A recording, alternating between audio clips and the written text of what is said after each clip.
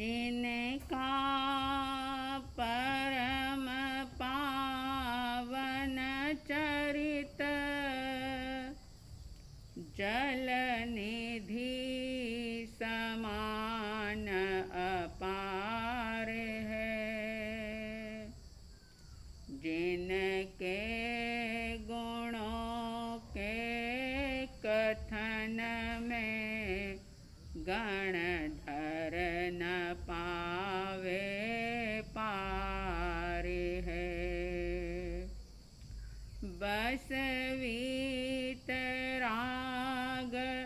विज्ञान ही जिनके कथन का सार है। उन सर्वदर्शी सन्मति को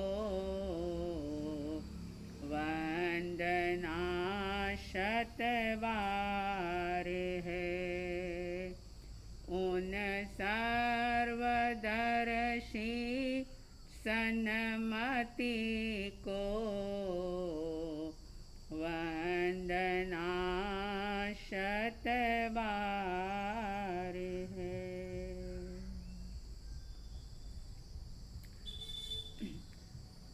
श्रद्धालु जिज्ञासु श्रोताओं, आत्मविशुद्धि के लिए अनंत अनंत कर्मों की निर्जरा के लिए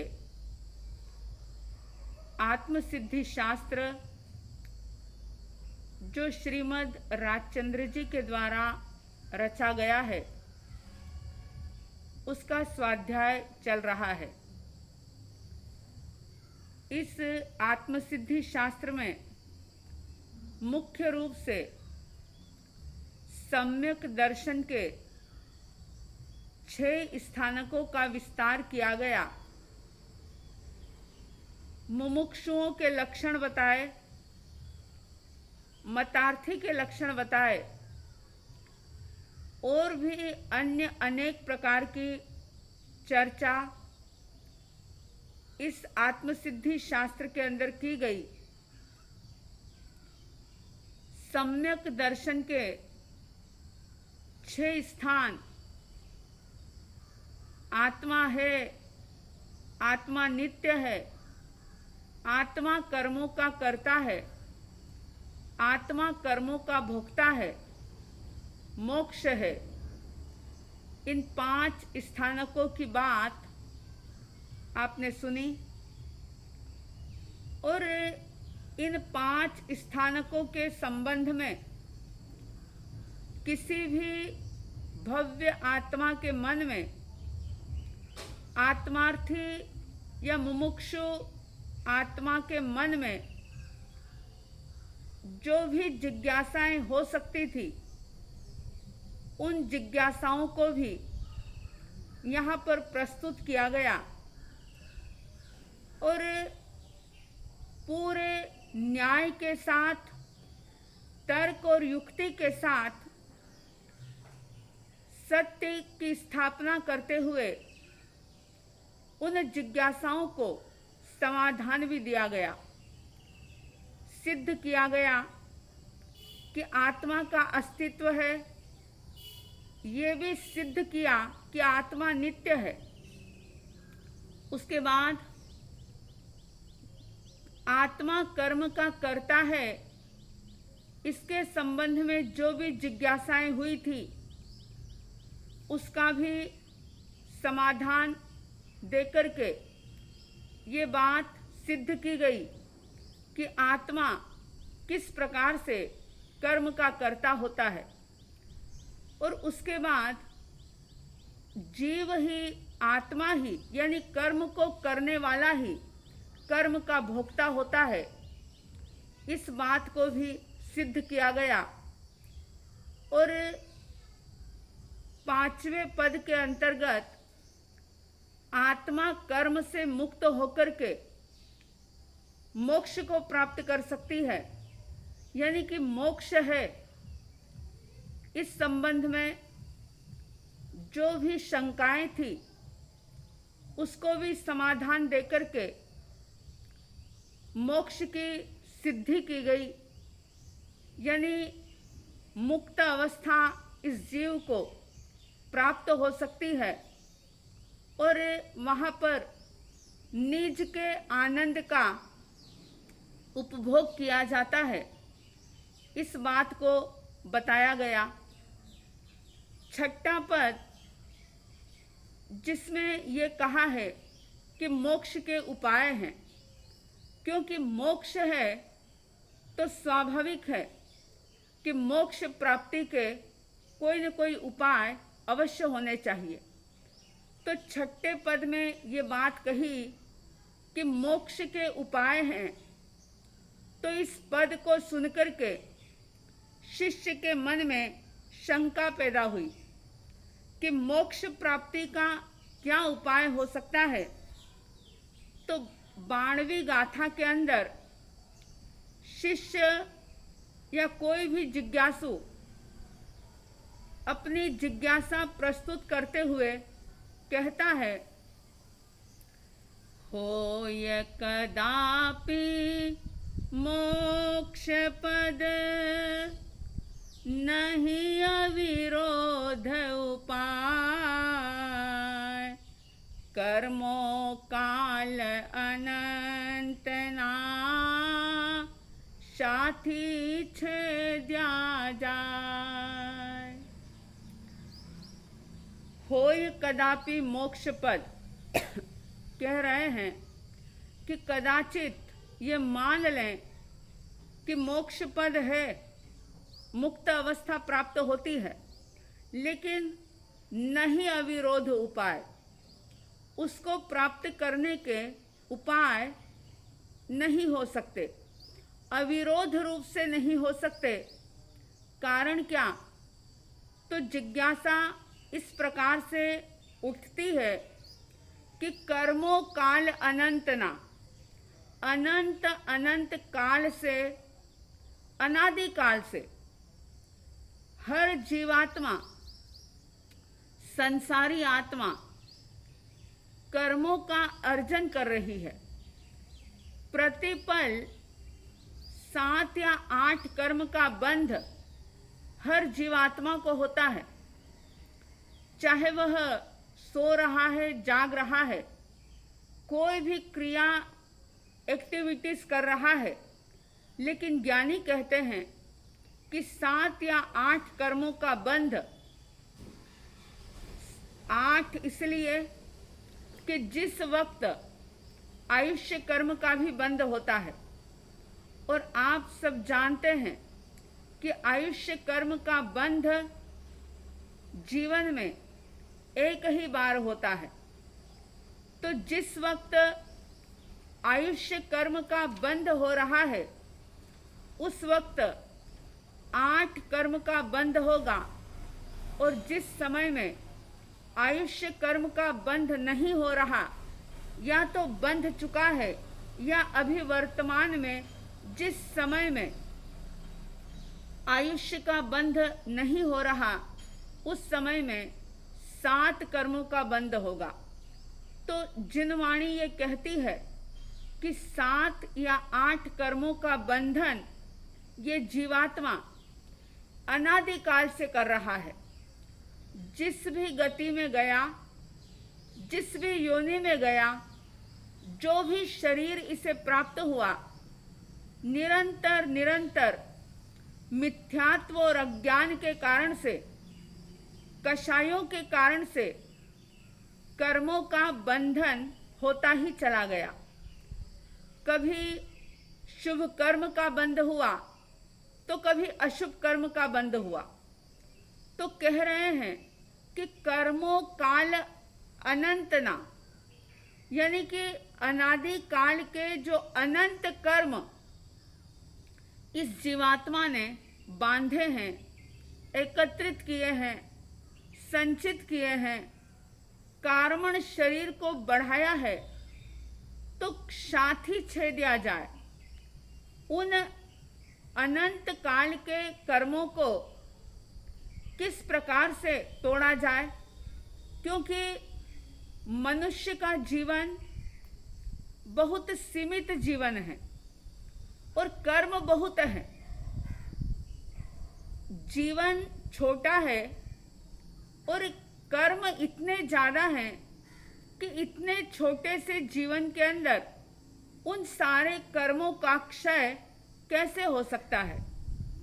बहुत सारे लोग जो कि मोक्ष के उपाय को मानते नहीं, मोक्ष पाने के कोई उपाय हैं, उनको नहीं मानने के कारण से वो लोग ये बात कहते हैं कि भवितव्यता जिसकी जैसी होती है उसे उसी प्रकार से सांसारिक अवस्था या सिद्ध अवस्था प्राप्त होती है। उपाय करने की कोई आवश्यकता नहीं होती। जब मुक्त होना होता है तब वो जीव नियति के हिसाब से, नियति यानी निश्चित समय, निश्चित काल, निश्चित अवधि, जब मोक्ष होना होता है तो निश्चित अवधि के साथ उसे मुक्त अवस्था प्राप्त हो जाती है। और जब नहीं होना होता है तो कोई कितना भी प्रयास कर ले लेकिन उसे सिद्ध दशा प्राप्त नहीं हो सकती। तो ऐसे लोगों का ये मानना है कि फिर कोई भी किसी भी प्रकार का उपाय करना बेकार है, क्योंकि जब होना होता है तभी वो कार्य होता है, तो भला उपाय करने का क्या लाभ है। फिर एक मान्यता ऐसी भी होती है कि जैसे मरुदेवी माता जो निगोद अवस्था से निकल करके जिन्होंने वनस्पति काय में जन्म लिया और वनस्पति, प्रत्येक वनस्पति बनने के बाद वहाँ की उम्र पूरी करके वे मनुष्य भव के अंदर आए और बिना किसी प्रकार के कष्ट को सहन किए, बिना किसी प्रकार का कोई त्याग किए, बिना किसी प्रकार की कोई क्रियाएं किए, हाथी के ऊपर बैठे बैठे ही उनको केवल ज्ञान और केवल दर्शन की प्राप्ति हो गई। इधर भरत चक्रवर्ती का जीवन देखो तो उनको भी राजपाट करते हुए और सभी प्रकार की व्यवस्थाओं को संभालने के बावजूद भी श्रृंगार करते करते अरीसा भवन के अंदर केवल ज्ञान हो गया। उपाय तो कुछ किए नहीं, तो उनका भी मोक्ष हो गया। तो फिर उपाय कहाँ नजर आते हैं। और यानी इन्होंने कोई कष्ट सहन नहीं किया और मुक्त अवस्था प्राप्त हो गई। दूसरी तरफ देखो तो भगवान महावीर स्वामी जी, तीर्थंकर की चेतना, जिनको सारे कर्म मेल को धोने के लिए 12.5 बरस तक निरंतर कठोर साधना करनी पड़ी और उसके बाद उनको केवल ज्ञान की प्राप्ति हुई। अगर मल्लीनाथ भगवान के जीवन को देखें तो मल्लीनाथ भगवान मात्र दीक्षा लेने के बाद 1 प्रहर में ही उनको केवल ज्ञान की प्राप्ति हो गई। अगर गजसुकुमार के जीवन को देखें तो कितना भयंकर कष्ट झेला, कितना भयंकर कष्ट सहन किया, उसके बाद मुक्त अवस्था की प्राप्ति हुई।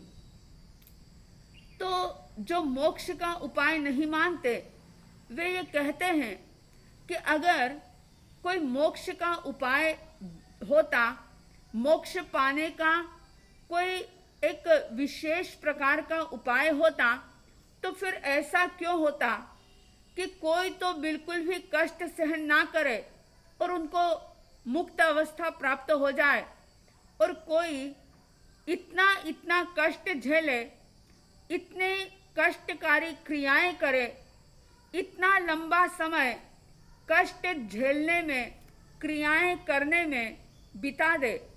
तो ऐसा ये विरोधाभास कैसे हो सकता है। तो इस प्रकार से कुछ लोगों की ये मान्यता, कुछ लोगों की ये मान्यता, अलग अलग प्रकार की शंकाएं पैदा होती है कि मोक्ष का कोई अविरोध उपाय नजर नहीं आता। कई लोग ये भी कहते हैं कि जो केवल ज्ञानी परमात्मा है, उनके ज्ञान में सारा कुछ, तीन लोक तीन काल की प्रत्येक पर्याय की जो बात है, हर पर्याय उनके केवल ज्ञान के अंदर झलक रही है। सब कुछ उनको एक साथ दिखाई दे रहा है। तो वो देख रहे हैं कि कौन से जीव को कब मोक्ष प्राप्त होना है। अब अगर कोई जीव कितनी भी क्रियाएं करे, कितने भी कष्ट सहन करे, कितने भी तप करके अपने आप को तपाने का प्रयास करे, तो जो केवल ज्ञानियों ने अपने ज्ञान में देखा है वही तो होगा। उसके कष्ट झेलने से, उसके त्याग करने से जल्दी तो वो मोक्ष प्राप्त कर नहीं पाएगा। और केवल ज्ञानी परमात्मा जिस व्यक्ति का जब मोक्ष प्राप्त करना देख रहे हैं, अगर वो व्यक्ति कितने भी पाप का सेवन करे तो भी जिस समय में ज्ञानी उनके ज्ञान में उस व्यक्ति का मोक्ष होना देख रहे हैं, तो उसके पाप कर्म सेवन करने से वह जल्दी मुक्त हो जाएगा, ऐसा कुछ नहीं है। तो ऐसी शंका मन के अंदर पैदा हो रही है कि ठीक है, मोक्ष है, ये बात हम मान लेते हैं। जैसा कि जिन वाणी के माध्यम से जो समाधान दिए गए, उसको मुमुक्षु आत्माएं स्वीकार कर रही है और मान रही है कि हमने आत्मा के अस्तित्व को भी जान लिया, मान लिया, आत्मा की नित्यता को भी स्वीकार कर लिया, आत्मा कर्म का करता है, ये बात भी पूरी तरह से समझ में आ गई, और आत्मा ही कर्म का भोक्ता है, ये भी हमने मान लिया, जान लिया। मोक्ष है, ये भी बात समझ में आ गई। लेकिन अब मन में ये सवाल हो रहा है कि मोक्ष है, लेकिन मोक्ष का उपाय नहीं हो सकता, क्योंकि मोक्ष का उपाय अविरोध रूप से समझ में नहीं आता। कहीं न कहीं उसके अंदर विरोधाभास पैदा होता है। इसलिए जिज्ञासा प्रस्तुत करते हुए कह रहा है, हो ये कदापि मोक्ष पद नहीं अविरोध उपाय, कर्मों काल अनंत ना साथी छेद्या जाए। मोक्ष है, लेकिन उसका उपाय समझ में नहीं आता, क्योंकि अनादि काल के जो कर्म हैं, उनका छेदन भेदन, उनको दूर करना, उन कर्मों की निर्जरा करना, उस कर्म मेल से अपने आप को रहित कर देना, ये इतने छोटे से जीवन में, जहाँ इंद्रियों का बल भी इतना क्षीण है, जहाँ शारीरिक स्थितियाँ भी बहुत अच्छी नहीं है, और बहुत अल्प जीवन है ये, जिसमें अनेक प्रकार के विघ्न हैं, अनेक प्रकार की बाधाएं हैं, अनेक प्रकार के अंतराय है।